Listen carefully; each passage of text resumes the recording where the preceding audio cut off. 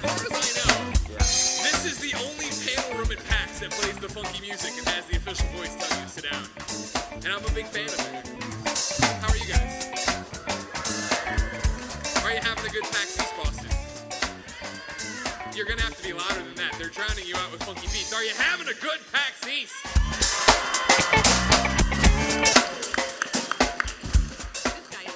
Who likes Lara Croft? Then, ladies and gentlemen, we have a hell of a panel for you today. Of course, you're here for Lara Croft, the undisputed queen of gaming. I'm Greg Miller, but I want you to first off give a round of applause for Square Enix. For the folks in the room, each of you have sat down to find a season pass card for all the DLC for Lara Croft's latest adventure, which is exciting amongst itself, but 3 of you have special cards with an email address on the back. Now you all bust them out. Oh, you thought it was nothing to begin with, right? Well, the 3 prizes that you will be up for when you email on this thing are Tomb Raider Ultimate Fan Kit, exciting. Tomb Raider goodies, am I right? Yes. The other, every Tomb Raider game ever on Steam. And then, something I legitimately have never seen someone do. One of you will get Square Enix games for life. From here on out, every game you want that they publish. You can get them on Steam, you can get them on Xbox, you can get them on PlayStation if you want trophies. Who has them? Who's got one? I know, why did I get a card? Like, no, don't tell anybody. Yeah, no, they want to make it safely to their room. One of them's up in the back, there it is. Congratulations, sir. Now everybody maintain, he's playing the smart game, rummaging through all the other cards. I like where his head's at. So thank you all for coming out. Like I said, I'm Greg, but that doesn't matter. Here are all of your Lara Croft experts. I want to go one by one, have them introduce themselves before they get into their whole segment. You are now. Miss Meagan Marie. Yes. Hello. Hello, how are you? I'm excellent. Nobody ever asked me. I beat you to the punch. Thank you. No, good. How are you? I'm wonderful. It's super exciting to be here and to get to talk about probably my favorite subject matter on the planet, which is Tomb Raider. If for some reason, which would be crazy, people don't know who you are, what's your elevator pitch for why you're on the panel? I'm the senior community manager for Crystal Dynamics and a longtime Tomb Raider fan since 12, so this is like, it's my jam. Yeah, I was going to say, how many longtime Tomb Raider fans are here? Yeah. Nathan McCree. Hello. Thank you for coming. You're welcome. Thank you for inviting me. You know, I went through the list of people I should invite. You were right there because I love the accent. Just say my name a few times. Greg. Oh, Nathan. Let me get my hotel room key. No, it's okay. Nathan, for everyone who doesn't know you, why are you on this panel? I am the composer of the original Tomb Raider soundtracks, Tomb Raider 1, 2, and 3. Mm-hmm.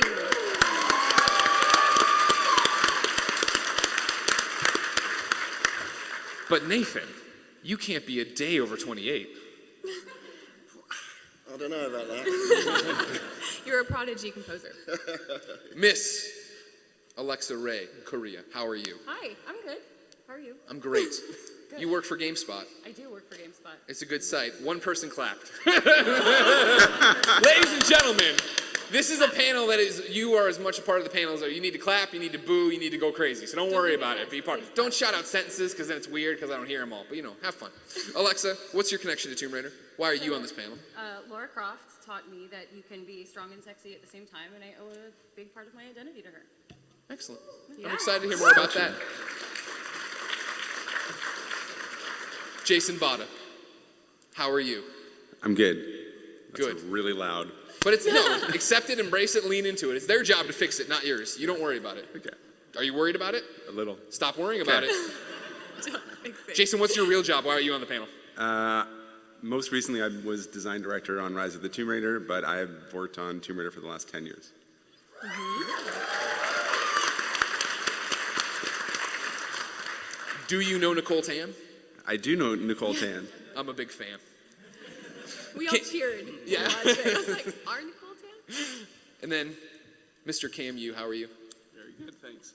What is your connection? Why are you on this panel? I'm on Rise of the Tomb Raider. I was the lead character artist, and I've been working on every Lara since Tomb Raider 7. Yeah. Damn. That is a lineage. What has kept you around? Why do you want to work on this franchise for so long? What's kept you around with it? Oh, it's just a fantastic franchise. I love working on it. It offers like adventure and excitement. It's great and always keeps me interested. Okay. Meagan, Yes. I want you to kick us off. All right. We're here, Lara Croft, Undisputed, Queen of Gaming. That's the title. You all fell for it. You came in because of it. What does that mean to you? Well, I can give you a lot of reasons that Lara is the undisputed queen of gaming. Can we get the panel to pull up the presentation here? Guys, I'll show you guys is some Bush stuff. League PAX stuff. Yes. So these are some of my favorite examples of why Lara is the undisputed queen of gaming. I'm just going to go through a couple of the cultural touchstones that she's been a part of over the last 20 years. So in 1996, there's a footballer named David James in the UK, and I'm sure he hates that this follows him around to this day. But he had a real rough game in 1996, and they let a bunch of goals through and so on. And he told a member of the press that it's because he was up playing this new game called Tomb Raider. And the next day, there were headlines reading, "James goes from tomb to doom." And so this was like the first time that Lara was in the headlines, and it was showing how much of an impact she had on outside of even, just like the gaming culture, like everybody was embracing her. 1997, Leroy Thornhill from The Prodigy, he said that the Fat of the Land, their album was delayed because everybody kept telling their producers that they were working on the album, and really they were playing Tomb Raider together.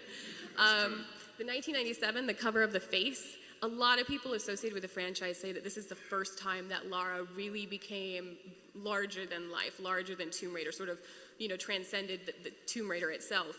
This was a British fashion magazine, and Lara was the first digital star to be on it. And inside, she had outfits designed by Gucci and Alexander McQueen. So this was like, they took it very seriously as her as like this virtual model. In 1998, Tomb Raider 1 and 2 was given Millennium Product status by the British Design Council. It was inducted by Prime Minister Tony Blair at the time. In 1999, Croft was named an ambassador of British scientific excellence.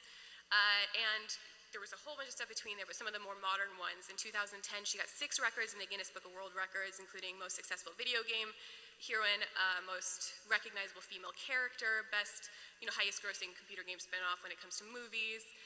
Entertainment Weekly named her one of the 100 greatest characters of the last 20 years. She came in at number 17 of like 100 greatest characters. It's pretty cool.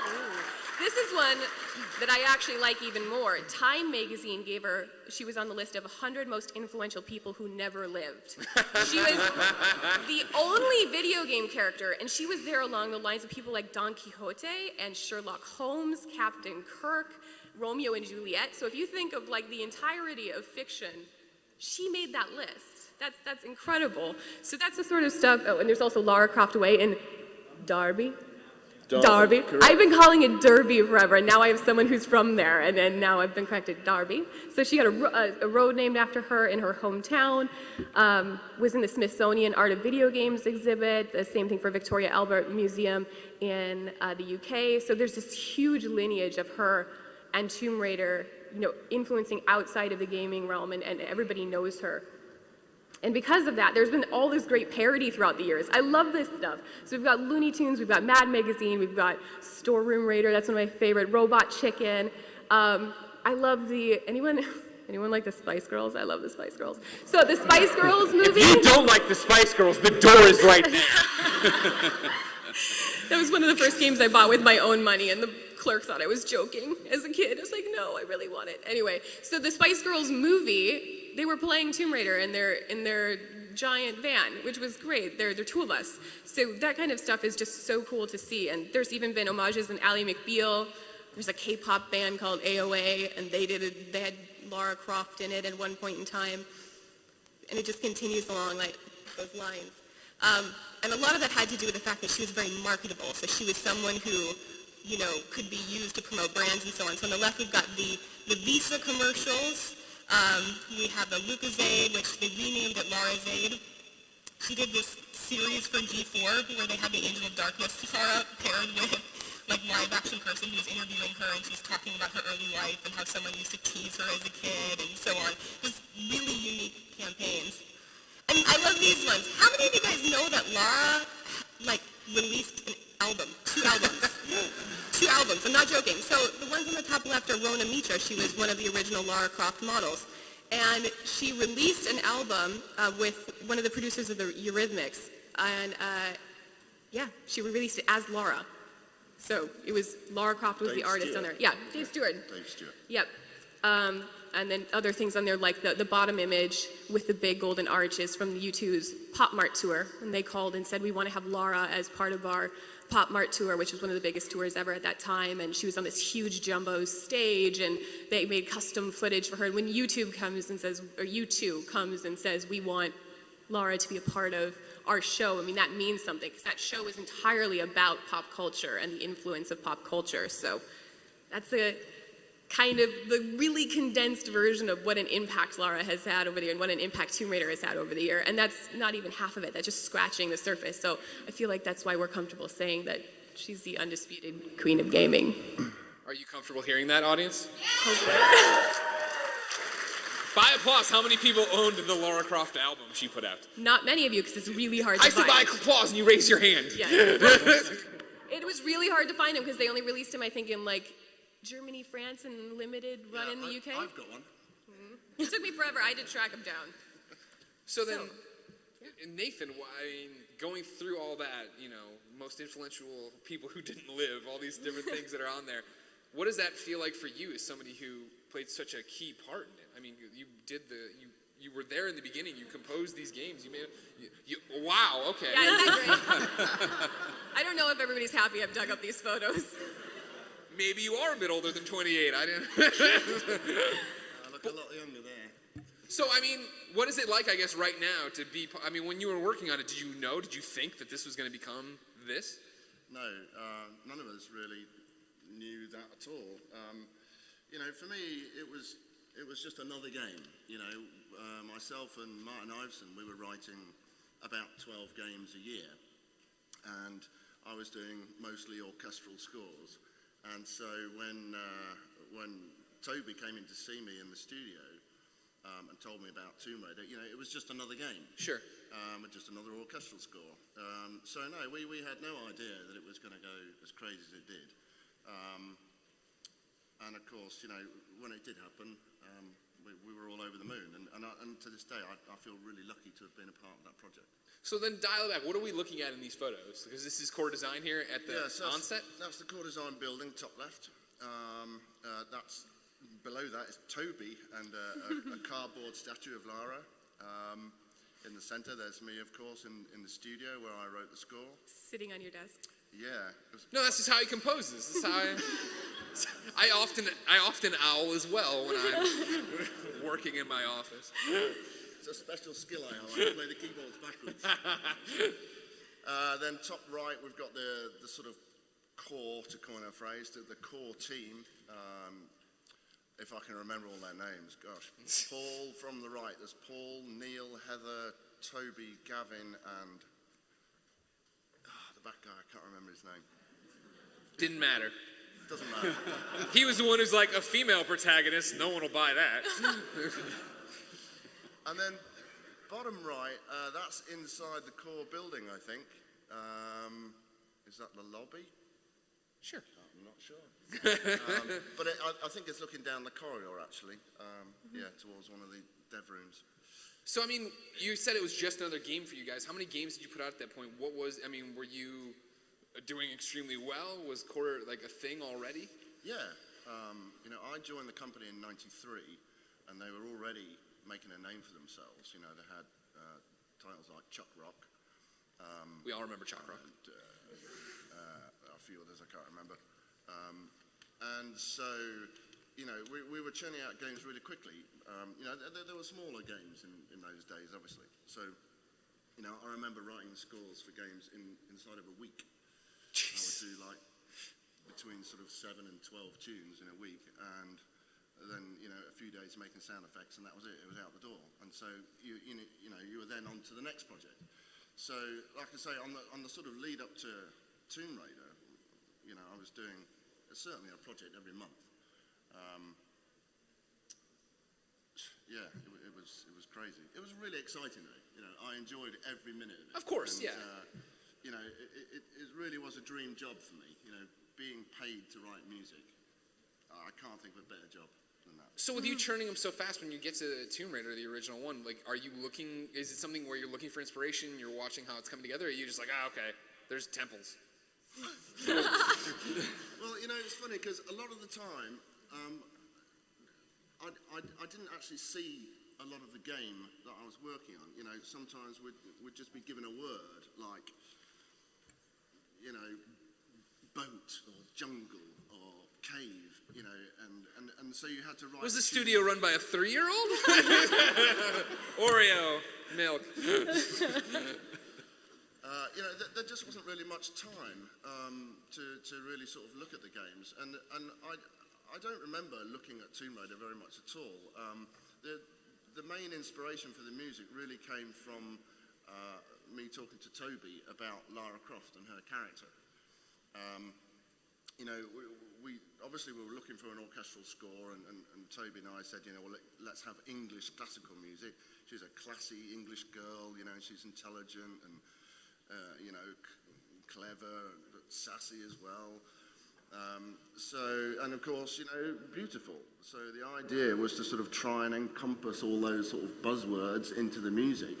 And I was a bit bored of sort of listening to game soundtracks that were all action orientated. It was just action, action, action, action all the way through. And I didn't want to write that. I wanted to write something that was more descriptive, more filmic, and that told more of a story. So that's really what I tried to do. So does this small studio feel like the way as fast as you were going through making tunes, does that continue to be the case when Tomb Raider explodes, when everybody cares about it, or did you guys have to suddenly change like your studio philosophy or culture? Yeah, a lot of things changed after the first one. You got rid of that guy you can't remember in the back. Yeah,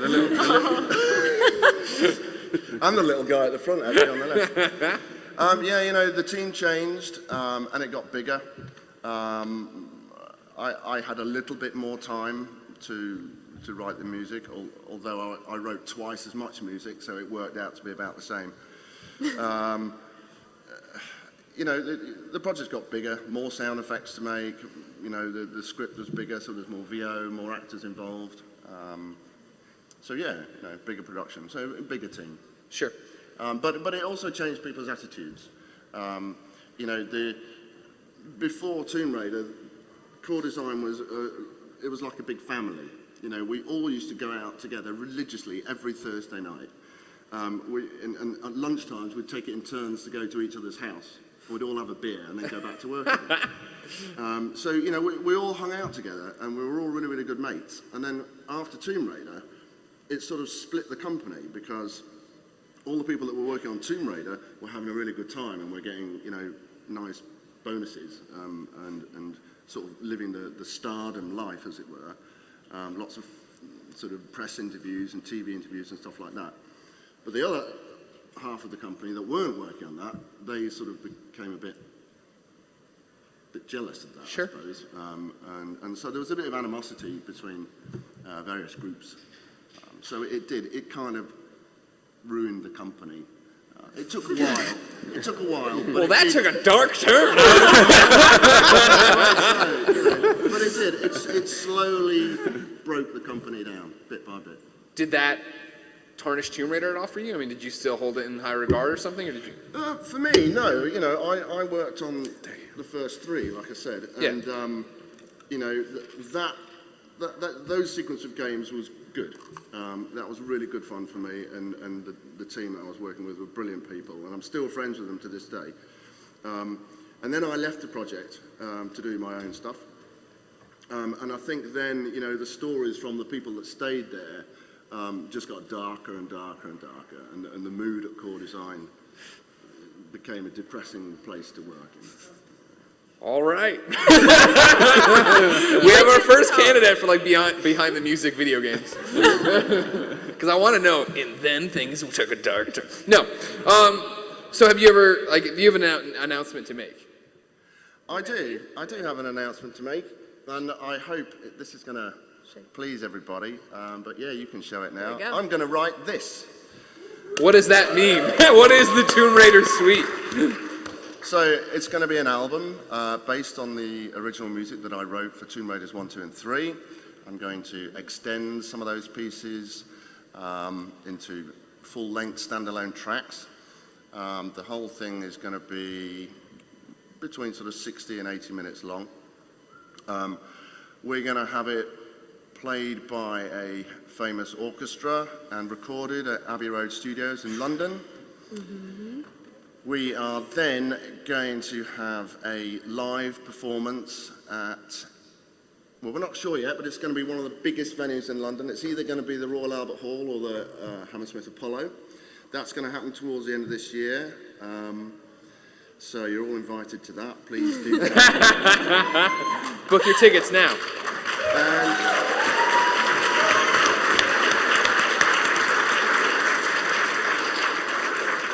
And finally, we're going to film the whole process and make it into a documentary film or documentary TV film. Nice. So you guys can see how I made it. Yeah.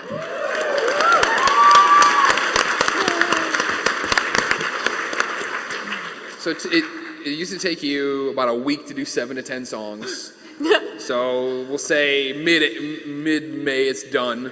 And tour sometime in July, right? That's how fast we're moving? I'm going to spend a little bit longer. Oh, okay. Well, yeah. Just a little bit. That makes more sense, I guess. That makes more sense. August. Alexa. Hi. Hey, how are you? Good. You're good still? Okay, good. Talk to me about what Tomb Raider, what Lara Croft mean to you. Well, before I talk about Lara, I just want to give a quick shout out to the gameplay. I can't think of any other series with such lasting power that did such sophisticated things with environmental puzzles. Yeah. Like, I know when people say environmental puzzle, you think, oh yeah, like Zelda did it, but Zelda didn't do it as sophisticated as Tomb Raider did it. And then every other game that came out iterated on it in some way. You had the combat, they had QTs, it went open world. Even with Rise of the Tomb Raider, I just have to say, I've said it on Twitter, but Rise of the Tomb Raider had no fucking business being that good. It was so good. And I remember in 1997 when reviews were coming out for Tomb Raider 2, people were talking about how the series had lasting power even then. And from an EGM article getting into Lara, I pulled this out when I was talking to Meagan about this panel. Lara Croft doesn't have to prove anything to anybody. And that's what I love about her. She's one of those characters that has an identity that's just so solid. Like you have Ezio and he climbs walls and sleeps with people, and then you have Cloud and he has a big sword, and you think of, okay, like those are the characteristics of these people, but Lara Croft her character is so solid. And this, I was playing the other day Lara Croft Go, which is a really awesome mobile game. Yes. Everybody clap. The brand manager is sitting right there. Please clap for Lara Croft Go. Stand up. Come make the exclusive announcement of when it's coming to PlayStation Vita. No pressure. Woo! Thanks, Jen. And sometimes when she climbs up a block, she'll like backflip up the block and just very casually do a backflip. And I'm looking at that and I'm just like, oh, that's so Laura. Like you know, when you see stuff like that, you know her. When you see Lara Croft, you know the woman you're looking at. You have this badass, smart archaeologist who robs tombs and just does what she wants and doesn't have to prove anything to anybody.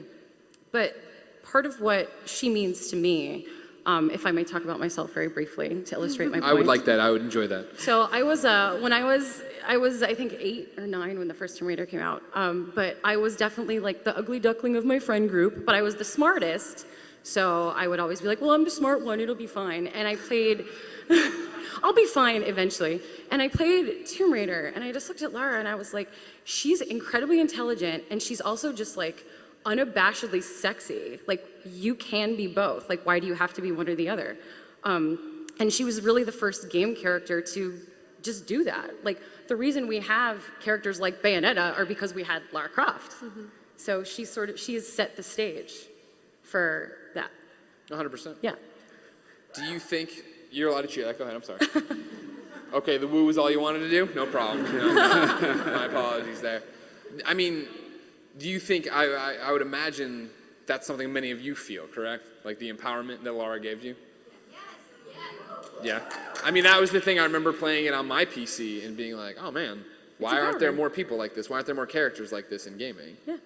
I mean, do you think that message is still resonating, Alexa, in 2016? Yes, I do. Her games, if you've, I think I'm going to use Rise of the Tomb Raider again as a really good example of this, but Lara, in every single game, she's not out for revenge. She's not out to, like, shoot dudes up. She's searching for truth. Yeah. And not just, like, the truth of the world or, like, the truth of an artifact or the truth of a place. She's searching for her truth. And I think that that search for our truth is it's something that we all do. We all search for our truth, and she's searching for her truth, and I think that that's what makes her relatable, and that's what gives her that staying power, that just never-ending search for truth. Megan, what are we looking at?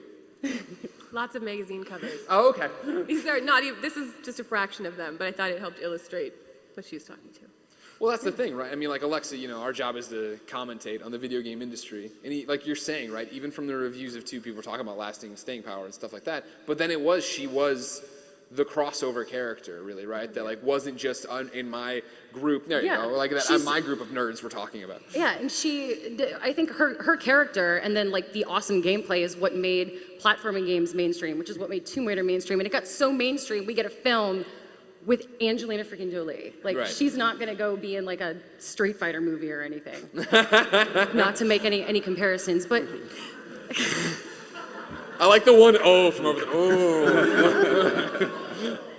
But she really put them on the map, and I think when, I don't know, like I have parents that are, in their 50s and don't understand my job and don't really know anything about video games, and whenever I like talk to my parents about it, they're like, oh, like that Tomb Raider thing, like even they know what it is.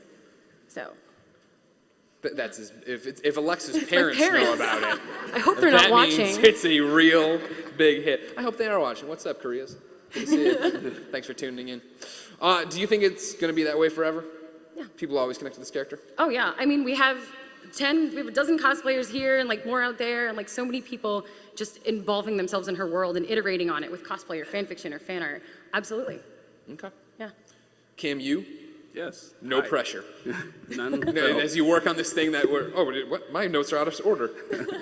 No. Cam, Yes. sit down and shut up. Jason, how are you? No pressure. Don't screw this up. Not this panel. The panel's off the rails already. But the game. Talk to me a little bit about coming on and working on this. Yeah, so we had just finished up a game at Crystal, and IDOS came to us and they were like, so we're thinking of giving you guys Tomb Raider to work on, and we were like, oh wow, okay, that's sort of out of left field, but that sounds cool, like, and then we took it on, and we were like, oh crap. I was gonna say, how long did it take for him to go? That's really, oh my God, there's a lot of expectations. Yeah, and then we're like, oh, there's a ton of expectation, and there's a huge franchise and a fan base and a legacy there, and then immediately we were like, okay, well, if we're gonna do it right, and it became this sort of huge focus from the studio to not screw it up, basically. Yeah.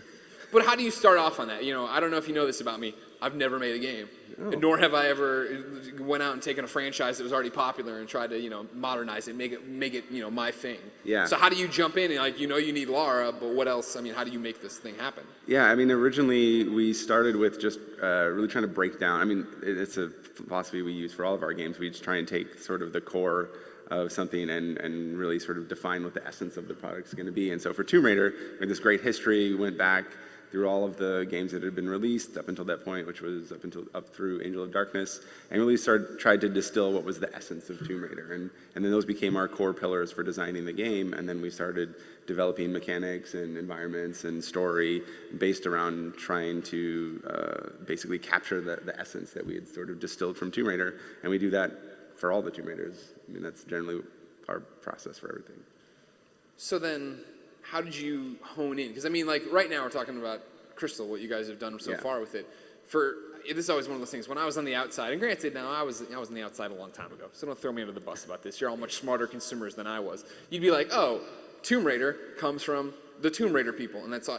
How many games now have you guys done? What were your games?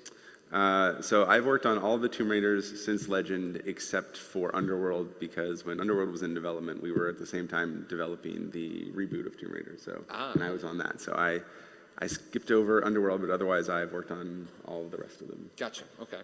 So then, when did you start feeling comfortable with the world of Tomb Raider to really mold it the way you want, right? Because you're talking about jumping on, and it was traditional for a while, then I feel like Anniversary came around, and then it was like the reboots started really happening.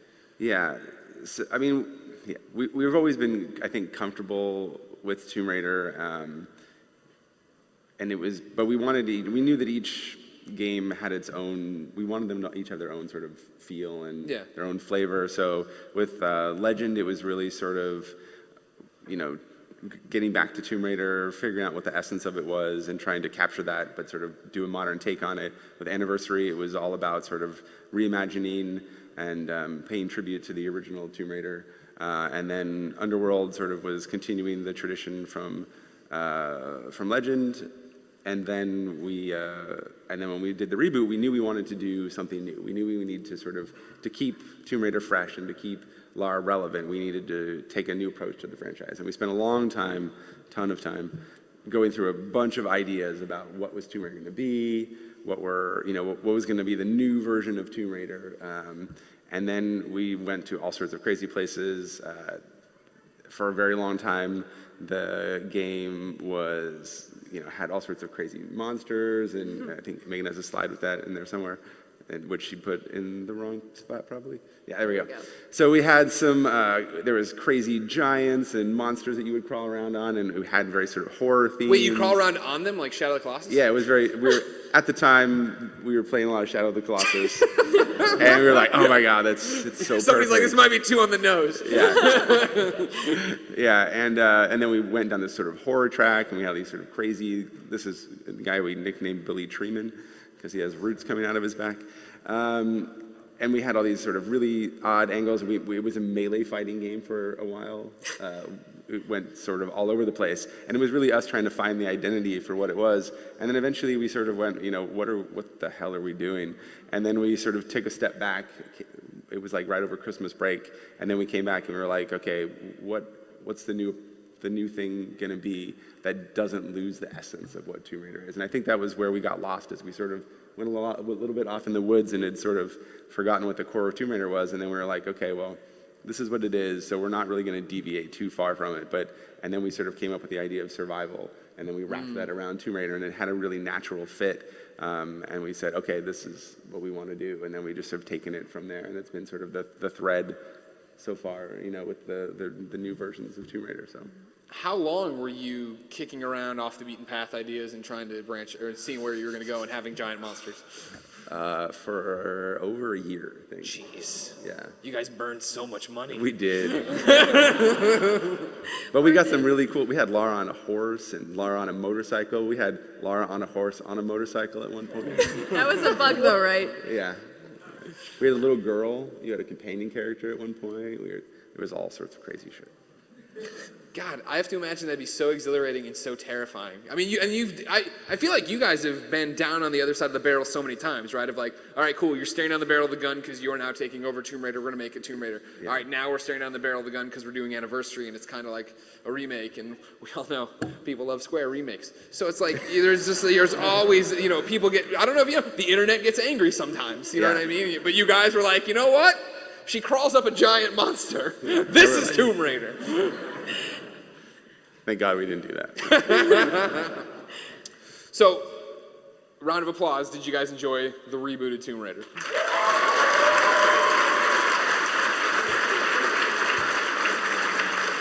Me too.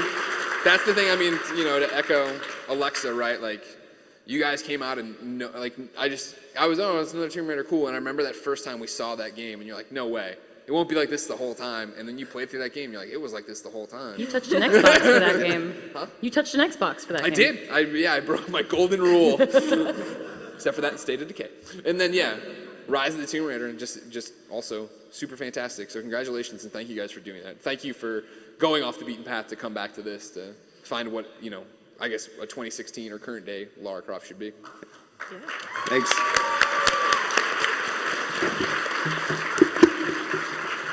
Cam, you son of a bitch, it's your turn now. How the hell you doing? Pretty good, thanks.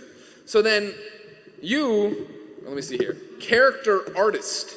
Yes. So once they come back with, we're doing this, we're rebooting this, we're making all these different Laras, You're the one who has to make her look the way Lara should look, and so nobody gets mad at you. Absolutely, yeah. So this actually, this slide shows the evolution of Lara. So you'll see the core design ones on the left, everything from Tomb Raider 1 to Angel of Darkness. And at that point, when Angel of Darkness completed and the franchise was given to us, I mean, I felt a lot of pressure. Like, we didn't know exactly at that time who would do Lara. That's the interesting thing. I was hired at Crystal as an animator, and at that point, everyone wanted to be a part of it. So concept artists, we had animators, everybody was modeling a version of Lara. And for myself, I just came off Legacy of Kain Defiance, and I did all the character textures for that. And I like Legacy King. and before that, actually, the interesting thing was I was working on a Frogger game. So the powers that be figured, Cam, he's got a bipedal frog and he's got a soul-sucking vampire. He's perfect, right? So for some reason, I got the job, and I did the textures for Lara for TR7, and I did the head model. The body was done by Jeff Wilcox, the animator. But anyways, it just carried on from there, and from that point on, I just somehow became the Lara artist. And I didn't work directly on Anniversary, but the Anniversary version of Lara is actually the Legend model, but it was resurfaced, retextured by someone else. So in the mobile version, it was not mine either, but everything else, like all the digital versions, were mine. I wanted to show you these. These are kind of interesting, and these have actually never been seen by anyone outside the office. These were some of the original concept drawings for TR7 that was done by Toby Gard. So we brought Toby into the company at that point when we started TR7, because we wanted that continuity between core design era and our era. We thought that was really important, that we had that thread tying everything together. So he came in, and he was great. He did a whole lot of sketches, and I worked very close with him with models of the Tomb Raider 7, TR7 Lara, and the one on the right actually comes pretty close to what we eventually ended up with. But we experimented with a lot of things. Initially, when we started on TR7, it looked, quite frankly, a lot like the Angel of Darkness one, and we love that model. I still look at it. I think there were design decisions made on that model that were really fantastic, but we wanted to modify it. And truth be told, we actually wanted to sort of personalize it a bit and make it more Crystal Lara, and sort of pull it away from the old core design. So, I mean, it's a balancing act. We really had to weigh what Lara looked like before versus how we want to take her in the future. So I think we retained a lot of the features that the Angel of Darkness Lara had, and we rounded her features up, made her a little bit more realistic. Same poly count, roughly around 4,000 polys for it. But the one on the far left is actually a work in progress. But by this point, we're tweaking polygons like just infinitesimally, like just really small amounts. But no one notices it except me. But anyways, yeah. So that we eventually ended up with one in the middle, and I was quite happy with it. Was there ever discussion internally to go crazy? Like blow it up and make her look completely different? Well, she was, the first versions were kind of like Angel of Darkness, but rounder and curvier. And we played a lot with the hair. She had French braids at one time. The ponytail actually came late. She had a braid all the way up to the end, and then I kind of figured, we got to modernize her a little bit. So that was one addition that I made at the end. The ponytail was added, and the ponytail just sort of continued on, and as a sort of a Crystal Dynamics change and a feature. And I like it because it modernized her look, and yeah. So yeah, I think in the end it worked out well. Gotcha. And where to next? Oh. Okay, so the next slide shows some of the outfits from Rise. And I just wanted to put this one in there to contrast the amount of work and the amount of detail that we're able to achieve now with Lara versus what, TR7, and, if you go all the way back to TR1, I mean, TR1, Lara had 400 some odd polys, and I think, Lara's eyeball is like 1,000 or something like that. So, I mean, really, there's no way you can compare the two. The amount of technology that goes into a model now is just mind-boggling. And, that it goes with our sort of mandate to make Lara as realistic as possible. So ever since the reboot, we've really tried to make Lara accessible, more accessible than before. She's no longer the Teflon character that she was before, where she's basically you can't hurt her. So now, I mean, we've made her a lot more human. She feels like a real person. Everything from the animations to the model to the materials to the contextual effects on her. I mean, she gets dirty whenever she walks through mud. Is that why, like, you put the different outfits in it this time around? Well, the different outfits kind of show like our ability now to sort of push the design a little bit. And also, the material system is so powerful that we're able to achieve any kind of look that we want.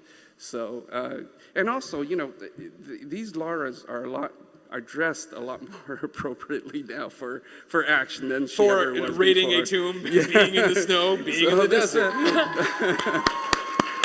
So this is kind of like the new way we approach these designs, and each one takes well over a month to do. Like they are very time intensive, and they take several artists to do this amount of costumes for her. But you know what's really amazing though, when I come here and I look at all the cosplayers, I have to admit, it makes me very happy. I'm sure. Are you ready for the cuteness? I'm sorry? Are you ready for the cuteness? The cuteness slide? Oh yeah. Okay. So here's one. And no one has seen this one either. There's a scene in the flashback in Rise where you see a young Lara. Actually, the script called for the silhouette of Lara, and she would be pretty small on screen. And, this task was just too good for me to pass up. So I spent a couple of days just crunched hard, and I turned Lara into a child version, and I also modeled the body. And the hair, I didn't have time to do the hair, so I grabbed it off Lara Croft 2 Temple of Osiris hairs and modified that one a little bit. But you know what? They're all Lara, so it doesn't matter. But anyways, that is, and I gave her facial blend shapes as well. So it's there. I hope it actually makes an appearance in a game one day, but we'll never know. I'm sure it will. And just one more slide here. It's just to show some of the detail again. Like I said, some of the most important things that we show for Lara is that she fits into the environment. There's snow on her. She gets dirty, she gets bloody, and our engine nowadays is so powerful. Our material system is so powerful. We're able to achieve all these things, and contrast that to just where we were back at TR7. I think we've come such a long way. I'm just amazed, and I've been there for every step, and I'm still amazed. But anyways, I guess this is a Jason and Cam question because I feel like it's related. But which team is the one getting in trouble? Because I feel somebody's got to be like, she should go through snow, and it should stick to her, and she should get in mud, and mud should be all over her. And one team's got to be like, well, Jesus fucking Christ, guys, we got to put this game out at some point. I can't animate all this stuff and do all this stuff, or I can't artistically design all this. No, well, we all kind of felt that she had to fit into the environment, but yeah, Brian Horton was really a proponent of that. So we just had to do it for every single outfit. Every outfit actually undergoes that same transformation. So it was a lot of work, a lot of lost sleep there. You don't sound bitter about it at all. You don't sound like a man beaten down by years on this game. No, this is a great project. I don't have any complaints. So then, Meagan, Yes. what's the sum of all these parts when we talk about all these different things? Well, I'm super excited to announce something that I've been personally working on, and one of the things that has helped me had an even greater understanding and passion for this franchise. I thought I knew, as a longtime fan, basically everything about Tomb Raider, and it's amazing how much I didn't know. But we're super excited to announce that there's going to be an official 20 years of Tomb Raider book. This is going to be like the most... It's going to be basically the most comprehensive look at the entire franchise that's out there. And so this is covering everything from the core design games, Crystal Dynamics games, the comics movies, our amazing community, pop culture influences. I've talked to over 150 contributors, whether it is interviews or getting exclusive assets. I think I asked over 1,000 questions in these interviews, and I'm currently at 140,000 words, and they're going to cut me off soon. I just stopped apologizing for over my page count. I was like, I'm just going to give it to you. Like, there we go. But I've talked to everybody, including Jeremy Heath-Smith, who founded Core Design, Heather Gibson, Gavin Rumry, Andrew Sandham. Richard Morton was a huge help to me. He was one of the people that worked at Core Design, and I think Tomb Raider fans will be super excited about this. We have a section in the book called The Games That Never Were, and I've got a bunch of info that he gave me about the Core Design Anniversary Edition. I have stuff from Murdy, who is the writer on Angel of Darkness, and he talks about the two remaining games in the Angel of Darkness trilogy. We talked to composers, some of the models, voice actresses, people from the comics like Andy Park and Adam Hughes, people associated with the movies, and so on. So it's a really comprehensive look. One of the really cool things that we found is we found the producer, Elliot Blake, for the Tomb Raider Revisioned animated series that came out about 10 years ago, and they got us all of the original art that hasn't been seen online necessarily. So like this is Lara Croft by Jim Lee, and Lara Croft by Peter Chung, and so on, and we've got all of that sort of stuff in the book. No, I love Jim Lee. He's a personal friend, but that's just Batman. He's like, Batgirl, ship it off. It's a gold color scheme. It's pretty cool. I like it. So we've got that. Here's a peek at some of the stuff that we found for Angel of Darkness. It's early looks at Curtis Trent, some characters that were cut. I know this one's going to be exciting. Core Design Anniversary Edition, some looks at the game. This is all stuff that's going to be in the book. This is one I hope you guys will enjoy. You can go and watch this afterwards. We originally wanted to show it during the panel, but it's 7 minutes long. So there's this video that was created called Tomb Raider the Trilogy. It's a short film. It was created for the release of Tomb Raider 3. It was only shown at the launch of Tomb Raider 3. There's like one person that has it online, and it's a pretty low-res copy, but we found the producer on it. Her name is Janie, and she found the original tapes, and so we had it digitized, and as soon as this panel is done, we put it up on our Tomb Raider account, so you can watch this like 7-minute detective noir sort of styled Tomb Raider live action video. It's super cool. So we found things like this while writing the book, which was really fun. And the thing that I'm so excited about is we have a huge section dedicated to fans, because our fans are amazing. They are the lifeblood of this franchise. I think that we don't, yeah, seriously. There comes a time where the game is, like, the franchise is no longer like Crystal Dynamics or Cores or Square Enix or any of them, IDOS or any of them. Like, Lara Croft and Tomb Raider belongs to the fans. You guys have made it what it is. And so the book has sections on our fan sites, on fan fiction writers, on fan films, a huge section dedicated to our level editors. If any of you guys want to play the classic games, there's over 2,000 custom levels online, and you can play the classic Tomb Raider games like Original Adventures. This is one I love to show. So this is our fans growing up with Tomb Raider. These are two of our fan artists that are featured, and you can see their art and how it's changed over the years, because people have grown with Tomb Raider. Their skills have evolved. I'm going to embarrass Annie right now. This is Annie right now. She's one of the original Lara lookalikes from 1999. She's been dressing up as Lara. Stand up for a second, Annie. Like 1999 versus 2015. So our community has been active for so long and driving for so long. Here's some of my other favorite Lara cosplayers. I mean, like, we have so many amazingly talented cosplayers out there. I adore them all. Isaac Cabrera on the bottom, he goes by Tom Brader. You've probably seen him online. He's very popular right now. And I just threw this one in, because this is what happens when one of your cosplayers works at a helicopter company. She's just like, I'm going to go up into the Alps today. We're going to take some photos. I'm like, okay. We've also got collectors. Rodri, he's got the Guinness record for the largest Tomb Raider collection in the world. Wow. Toby's got a really incredible collection. I'm super jealous of some of his stuff, including original art. But yeah, that's, like, our fans are incredible. And I'm making Greg do this. So we also have a section in the book called Dear Lara, and we have these amazing letters that fans have written. And I told him I want him to read one, because if I read it, I will just break out crying. Like, every time someone sent me one, I would just be sitting at my desk, just, oh, this is... So Lara is more than just a character, and I believe this. Like, as a 12-year-old who was inspired by Lara Croft, who, like, wanted to always push myself to be more adventurous and to fight for what was right and so on. Like, Lara is more than just a character, so... Let's read this. This is from one of our amazing community members and cosplayers. Her name is Brianna Lamb. Dear Lara, in a time when there wasn't a lot of inspiration out there for young girls, you came along and gave us something to aspire to. While the boys had Indiana Jones, James Bond, and a plethora of fun, hardcore adventurers, we girls were usually relegated to being the damsels stuck in the proverbial castle. Then you came along, unapologetically adventurous and full of confidence. I grew excitedly playing your games, even fashioning my outfits to look like yours, and kept running to my mom to French braid my hair. I couldn't help but love you, for lack of a better phrase, and want to be you.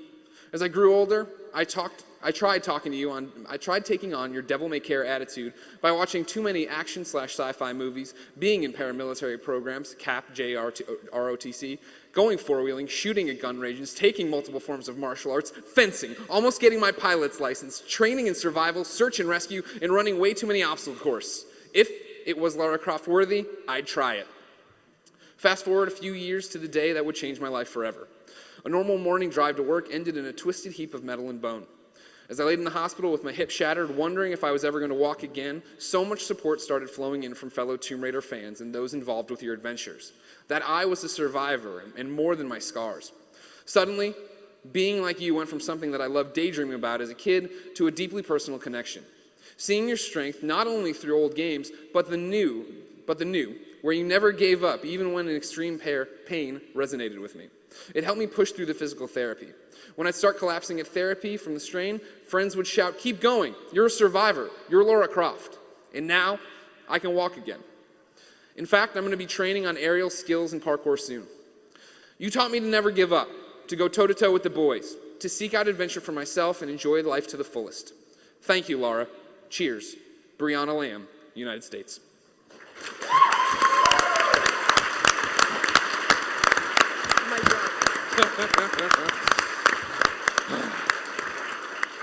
It's heavy. It's heavy stuff from a video game character who we all love. Ladies and gentlemen, please put your hands together one more time for your panel of Lara Croft experts. Continue being amazing fans. Thank you.